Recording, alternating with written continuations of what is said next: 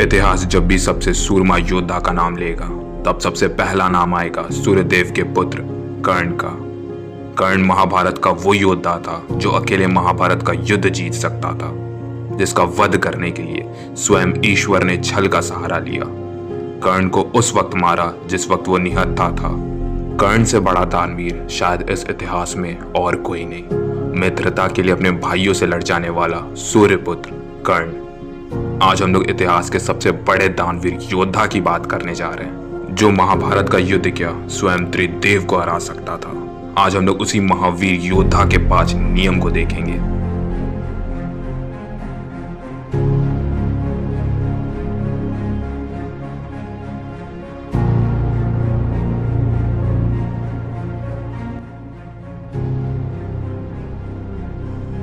कर्ण पैदा हुआ अपने पिता के आशीर्वाद, कवच और कुंडल के साथ। कर्ण पैदा भले ही एक आशीर्वाद के साथ हुआ था, लेकिन उसकी जिंदगी किसी श्राप से कम नहीं थी। कर्ण की माता कुंती ने उसे अपनाने से मना कर दिया। उसको शिक्षा देने से सबने मना कर दिया। श्राप मिल गया। उसने जो भी विद्या सीखी है वो उस विद्या को उस समय भूल जाएगा जब कर्ण को उस विद्या की सबसे ज्यादा जरूरत होगी। श्राप मिला, उसके रथ का पहिया अहम मौके पर जमीन में धंस जाएगा। दान के बहाने कर्ण से उसके पिता का आशीर्वाद, कवच और कुंडल ले लिया गया। उस वक्त पर उसका वध किया गया जिस वक्त पर वो निहत्था था। फिर भी उसने सभी परिस्थितियों का सामना किया, कभी हार ना माना। जिंदगी किसी की भी आसान नहीं होती। किसी को दुख ज्यादा मिलता है तो किसी को कम, लेकिन ये भी सत्य है जो जितने बड़े दुख को हराता है वो उतना महान कहलाता है।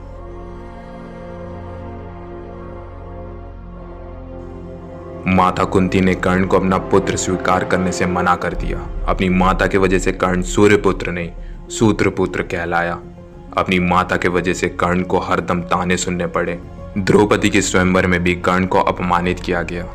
माता कुंती ने कर्ण को सच बताया, वो सूत्रपुत्र नहीं बल्कि सूर्यपुत्र है, लेकिन सिर्फ अपने बेटे को बचाने के लिए। लेकिन फिर भी मरते वक्त कर्ण ने अपने महान होने का परिचय दिया। अपनी माँ कुंती को माफ करके महान वो नहीं कहलाता जो युद्ध में बलशाली हो, जो कभी हारा ना हो।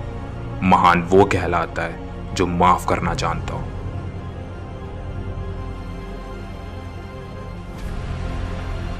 कर्ण ने युद्ध से पहले एक वचन दिया था अपनी मां कुंती को कि वो अर्जुन को छोड़कर किसी और पांडव भाई को नहीं मारेगा। रणभूमि में ना जाने कितने ऐसे मौके हैं जहां अगर कर्ण चाहता तो पांडवों को मार सकता था, लेकिन कर्ण अपना वचन न तोड़ा और हर बार उन्हें जिंदा छोड़ दिया। कर्ण अगर दानवीर ना होता और अपना कवच और कुंडल दान ना दिया होता तो महाभारत का कोई ऐसा योद्धा ना था जो कर्ण को हरा पाता।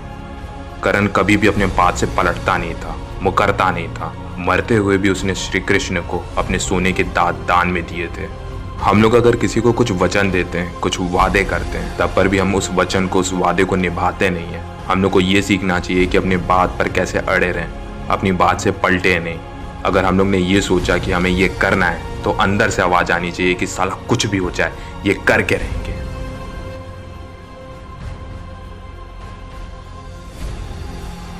कर्ण वो महान योद्धा था जिसका वध करने के लिए वासुदेव कृष्ण को भी छल का सहारा लेना पड़ा। बिना कवच कुंडल के भी पांडवों पर भारी पड़ रहा था कर्ण। जीवन के अंतिम सांस तक युद्ध करता रहा। ऐसा महान योद्धा था कर्ण। हार मानना जैसे कभी सीखा ही नहीं कर्ण ने। हर कदम पर कर्ण को ताने सुनने पड़े, हर कदम पर कर्ण का मजाक उड़ा, फिर भी कभी भी हार नहीं माना कर्ण। स्वयं श्री कृष्ण और हनुमान कर्ण के खिलाफ युद्ध में उतर गए। जिसने अपनी जिंदगी के शुरुआत से अंत तक बस दर्द ही सहा, लेकिन फिर भी कभी हार नहीं माना, वो महान था कर्ण। तुम्हारे लाइफ में फेलियर, प्रॉब्लम मुझे नहीं लगता कर्ण की जिंदगी से ज़्यादा कठिन होंगे। अगर कर्ण ने कभी हार नहीं माना तब तुम कौन होते हो हार मानने वाले। वो कहते हैं ना, जियो इतना कि जिंदगी कम पड़ जाए, हंसो इतना कि रोना मुश्किल हो जाए। किसी चीज़ को पाना तो नसीब की बात है, मगर कोशिश इतनी कर दो कि साला ऊपर वाला भी देने पर मजबूर हो जाए। कर्ण जब अपनी आखिरी सांसें ले रहा था तब उसने श्री कृष्ण से एक बात पूछी थी।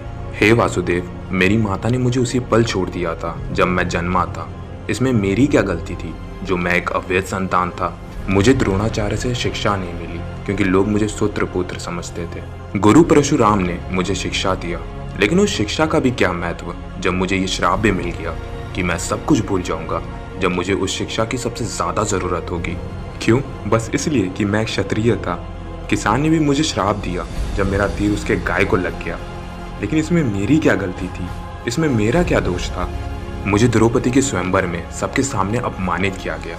माता कुंती ने आखिरकार मुझे सच बताया, लेकिन बस अपने बेटों को बचाने के लिए। जो भी मुझे मिला, जो भी, वो बस मेरे मित्र दुर्योधन की वजह से मुझे मिला। तो मैं उसके लिए क्यों ना लड़ूं? क्या ये अधर्म नहीं होगा? कर्ण को पता था युद्ध से पहले कि पांडव उसके भाई हैं, लेकिन मित्रता के लिए वो अपने भाइयों से लड़ पड़ा। लोग मिसाल देते हैं कृष्ण सुदामा की दोस्ती का, लेकिन मेरे हिसाब से सबसे अनमोल दोस्ती अगर किसी की थी तो वो थी कर्ण और दुर्योधन की। मैं दिल से एक बात कहना चाहूँगा, मैं दुनिया का कोई भी युद्ध लड़ सकता हूँ, चाहे दुश्मन कृष्ण ही क्यों ना हो, लेकिन दोस्त कर्ण होना चाहिए।